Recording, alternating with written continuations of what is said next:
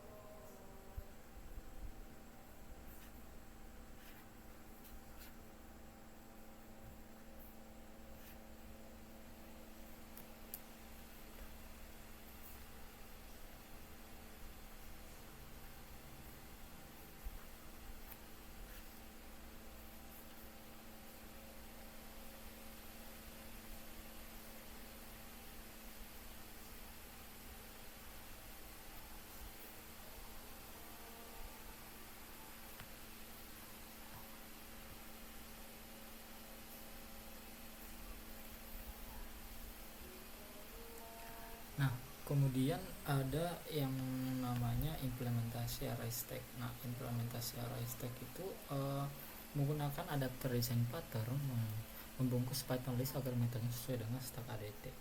Nah, ada banyak pemetaan operasinya seperti ini, ada push pop, top, dan empty. Contoh codingannya itu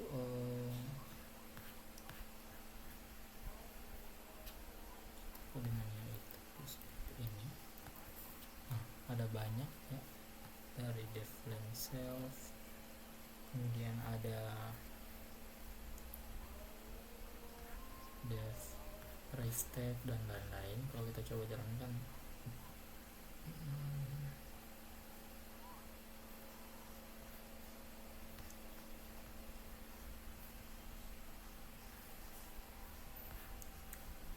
itu, dan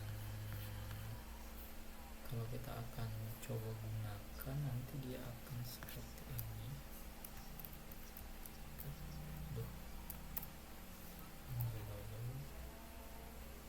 Dia run ada 2, 3, 5 terus. Nah, seperti itu.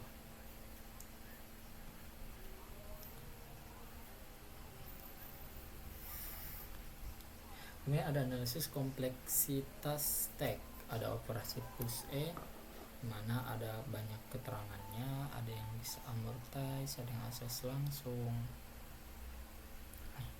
ada yang running time-nya berapa, di amortize ke tidak. Kalau push dan pop itu di amortize. Kalau stop is empty dan slane itu dia tidak amortize. Nah, ada implementation for top is empty and line function use constant time in worst case. Nah, the 0-1 time for push and pop are amortized but can't be on. In the worst case, when an operation causes the list to resize its internal array, the space usage for a stack is now n. It is more efficient in practice to construct a list with initial length n than it is to start with that empty list and append an item, even though both operations run in 0 n time.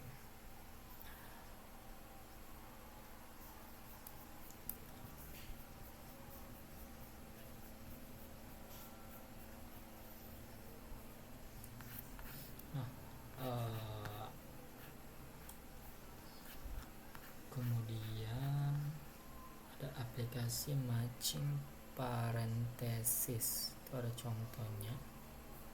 Ini tadi reversing,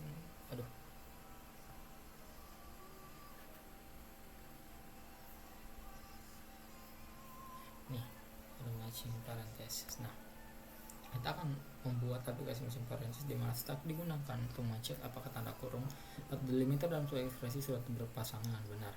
Algoritmanya 1, kita akan scan ekspresi dari kiri ke kanan. 2, jika menemukan tanda pembuka, kita akan push ke stack. Jika menemukan tanda penutup, pop dari stack dan cek apakah pasangannya cocok. Kemudian jika stack kosong saat pop, tidak ada pasang pembuka false. Jika tanda penutup tidak sesuai dengan tanda yang di pop, mismatch false.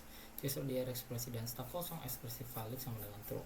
Dan runtime complexity, ekspresi sepanjang n karakter akan memanggil push dan pop masing-masing paling banyak n kali yang berjalan dalam OR. Pemilihan delimiter yang mungkin memiliki ukuran tetap memberikan waktu konstan untuk pengecekan. Nah, kita akan coba cek.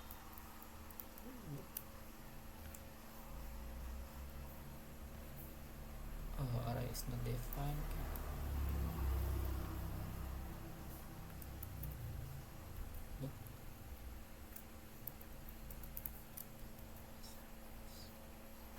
Coba ini dev match dev store, kill terminalnya, track.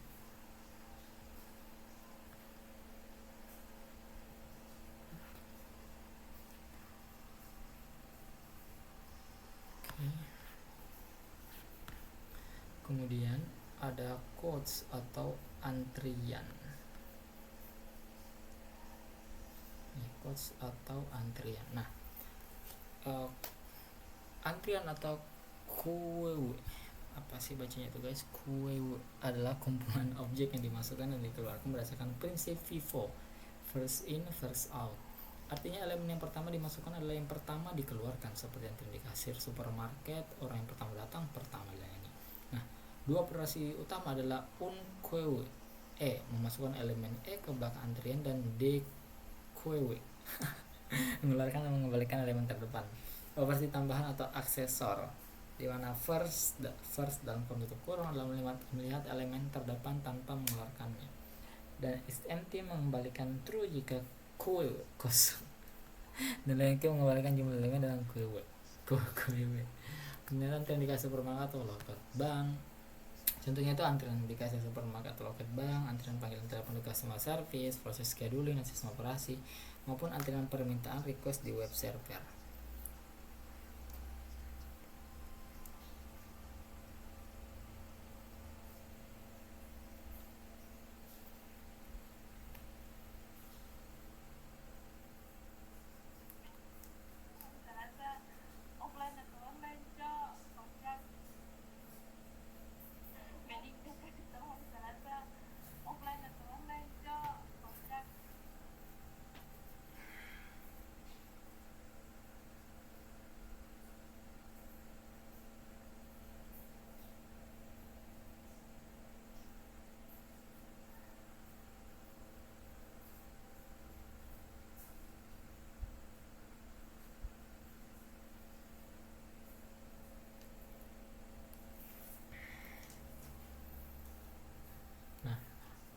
Visualisasinya itu banyak, kalau saya akan coba tampilkan di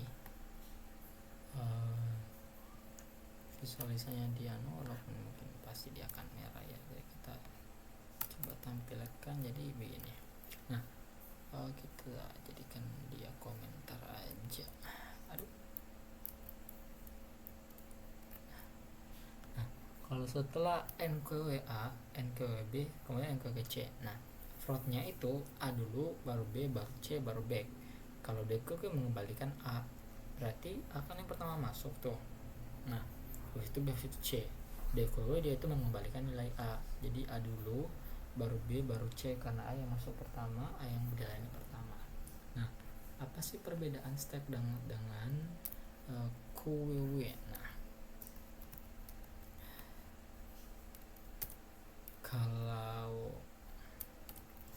kalau stack LIFO itu seperti tumpukan piring, kita ambil dari atas, first last in first out, jadi dia yang terakhir masuk, dia yang pertama keluar. Dia itu kayak kita kayak barisan gitu loh, barisan upacara misalnya.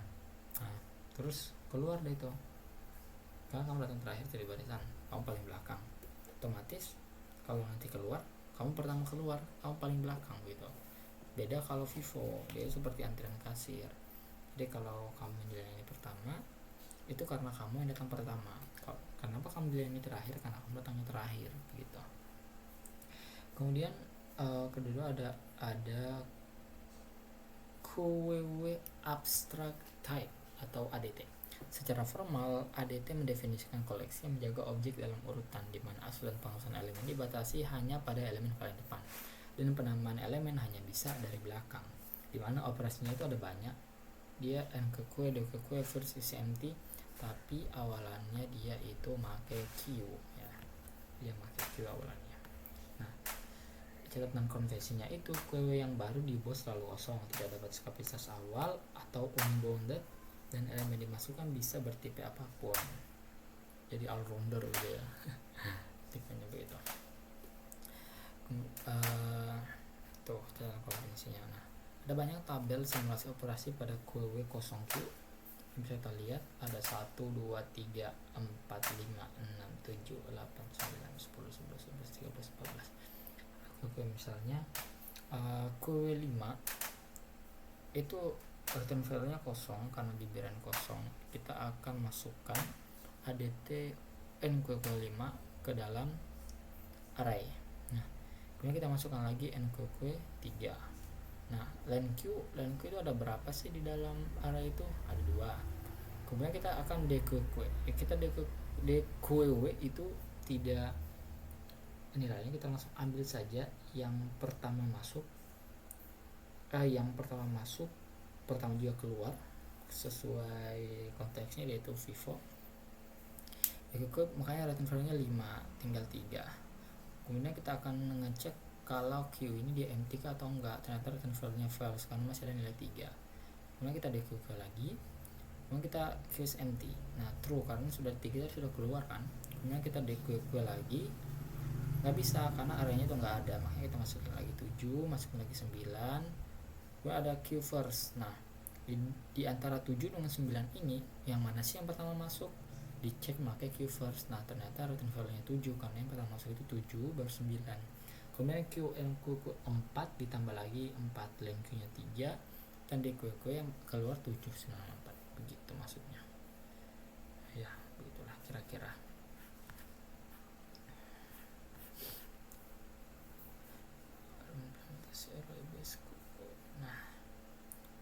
Nah ini adalah implementasi dari array base QQ. Nah implementasi pertama adalah dengan cara naive, tidak efisien. Dia itu pendekatan paling sederhana. Kita akan gunakan append E untuk menambahkan elemen ke akhir list, menggunakan pop untuk menghapus elemen pertama dari list.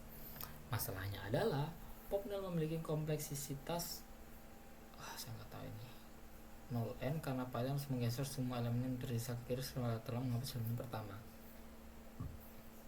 Itu operasi DQ. Total biaya adalah 0n pangkat 2 dan itu sangat tidak efisien. Kemudian yang implementasi kedua dengan front pointer. Nah implementasi dengan front pointer itu dia lebih baik, tapi kita akan boros di memori. Karena itu solusi untuk masalah pop null adalah kita ganti elemen yang di DQ dengan referensi non atau tidak benar-benar menghapus. Kemudian kita simbol variabel underscore for front untuk menyimpan indeks elemen terdepan saat ini, dan terakhir kita akan kompleksitas DQ menjadi 0 kurang 1 karena hanya menggeser pointer. Nah kemudian masalah barunya adalah kebutuhan memori menjadi banyak karena M adalah total jumlah operasi MQ yang pernah dilakukan, dan M lebih besar daripada N. Array terus membesar tanpa pernah benar-benar menyusut meskipun jumlah elemen aktor dan queue sangat sedikit. Contoh, antrian waitlist restoran mungkin tidak pernah memiliki lebih dari 30 orang sekaligus, tetapi dalam sehari bisa melayani ratusan orang. Array akan terus tumbuh menjadi ratusan slot meskipun hanya 30 yang aktif digunakan. Ini boros memori kan, karena yang bisa dia tabung cuma 30, tapi sehari bisa melayani ratusan orang, otomatis butuh memori yang banyak, dan itu sangat boros memori ya. Kemudian kita menggunakan array sirkular atau circular array atau array melingkar. Ini adalah solusi terbaik, dimana kita membiarkan front bergeser ke kanan saat DQ, kemudian kita biarkan konten yang melilit atau wrap orang di akhir array, dan gunakan modulo untuk memutar indeks kembali ke all array. Nah array memiliki panjang tetap n yang lebih besar dari jumlah elemen optimal.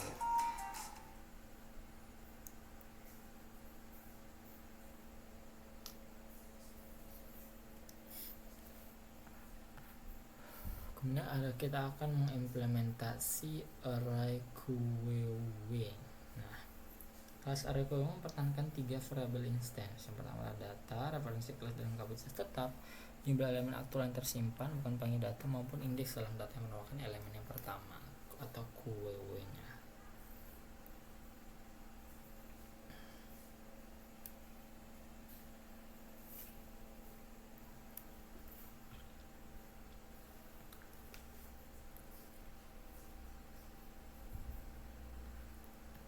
Kalau kita mengcodingnya itu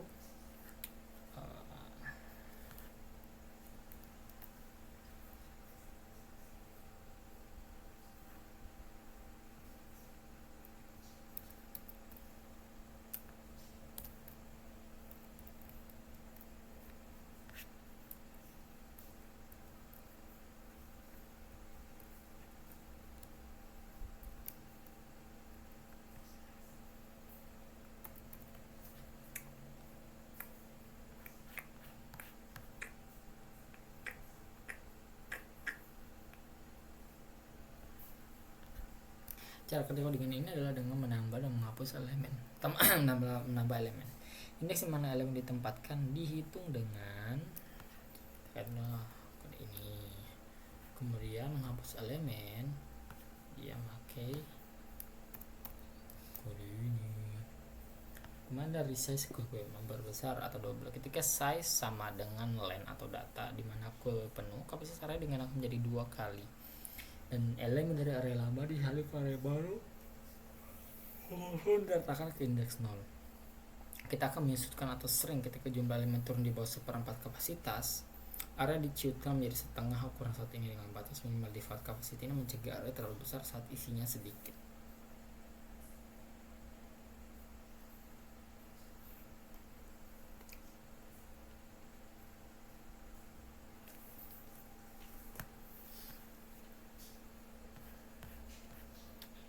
Oke, tadi kemudian ada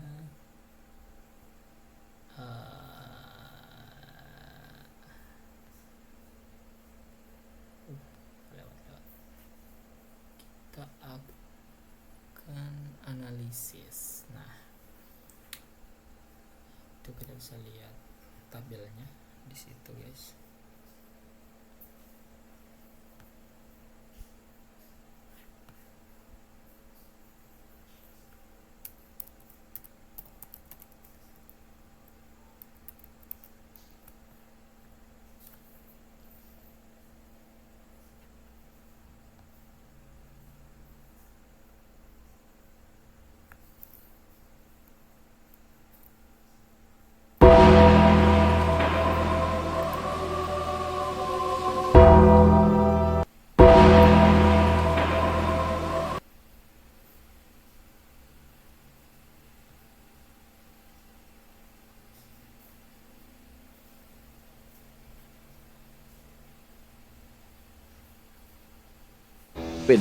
Kalau gua setelah match 4 sih baru gua bisa ambil keputusan karena menurut gua match 4 ini harus deketin gapnya aja dulu, baru match 5 itu buat strategi khusus lah. Oke, deketin gapnya dulu. Gapnya walaupun dulu. tadi udah sama sebenarnya. Cuman yang harus dilihatin sama Alter Ego adalah kalau memang mereka mau ngebalap poinnya boom, poinnya harus beda.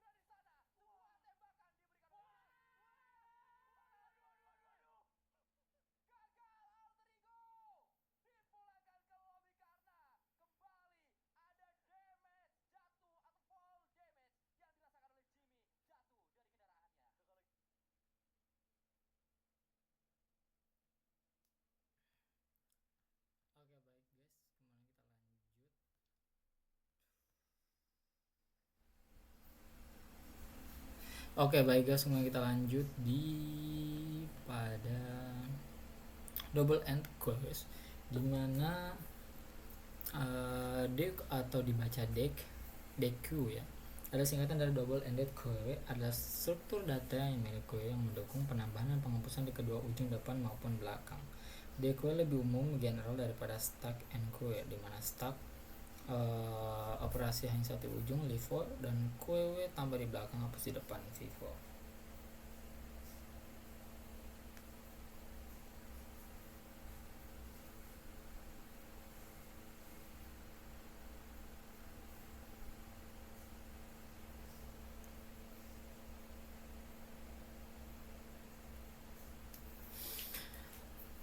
Contoh nyata itu adalah antrian restoran. Pelanggan pertama bisa dikeluarkan dari depan, tapi jika meja belum siap bisa dimasukkan kembali ke depan antrian. Pelanggan yang menunggu terlalu lama di belakang bisa meninggalkan antrian, dihapus dari belakang.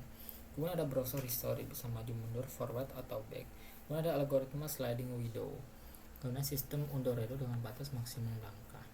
Kemudian ada DQ abstract type ADT. Di sini juga ada banyak tipenya. Ada ADT first, ada elemen E di depan DQD, kemudian DLS, kemudian ada kita akan menambahkan elemen E pada baris D terakhir.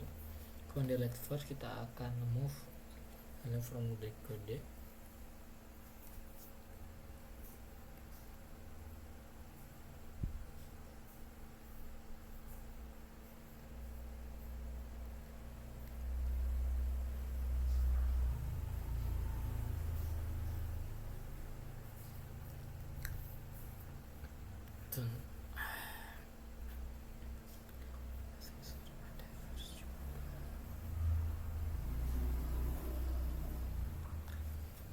Ada tabel 19 operasi, dan ketika ada implementasi array DQ atau circular array RDQ menggunakan variable instance yang sama dengan array queue, data size dan font. Ada informasi pentingnya juga.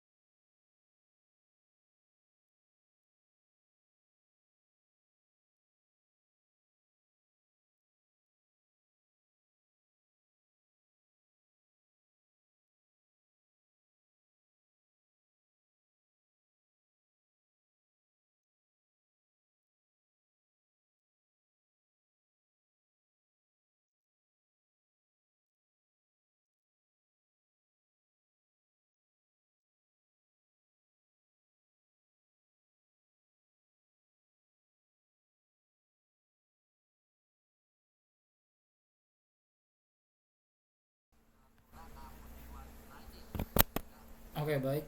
Tadi ada sedikit gangguan karena ya adalah sedikit gangguan. Nah, kita akan coba membuat implementasi array Dekuku dengan circular array. Nah, kita akan buat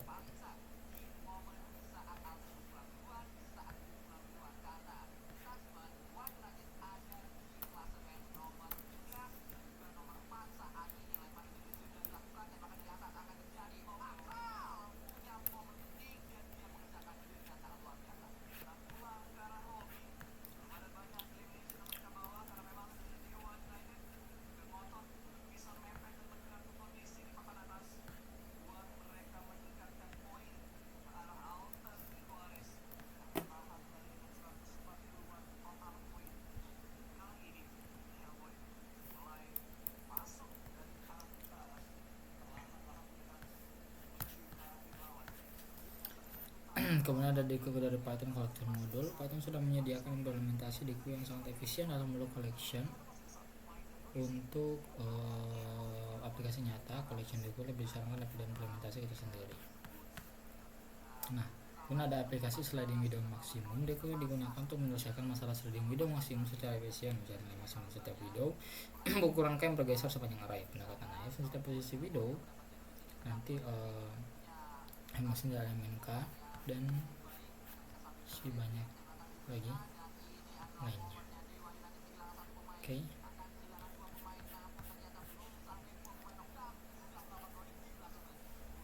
Kemudian itulah tadi penjelasan yang dapat saya jelaskan pada kesempatan kali ini.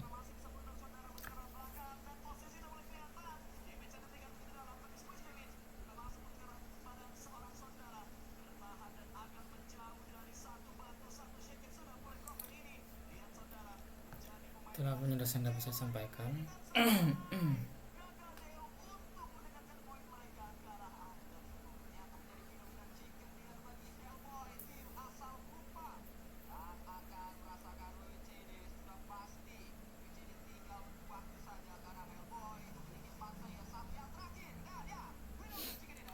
Itulah penjelasan yang dapat saya sampaikan pada kali ini. Bila kurang yang dimaafkan, saya akhirnya mengucapkan wabillahi taufiq wal hidayah. Wassalamualaikum warahmatullahi wabarakatuh.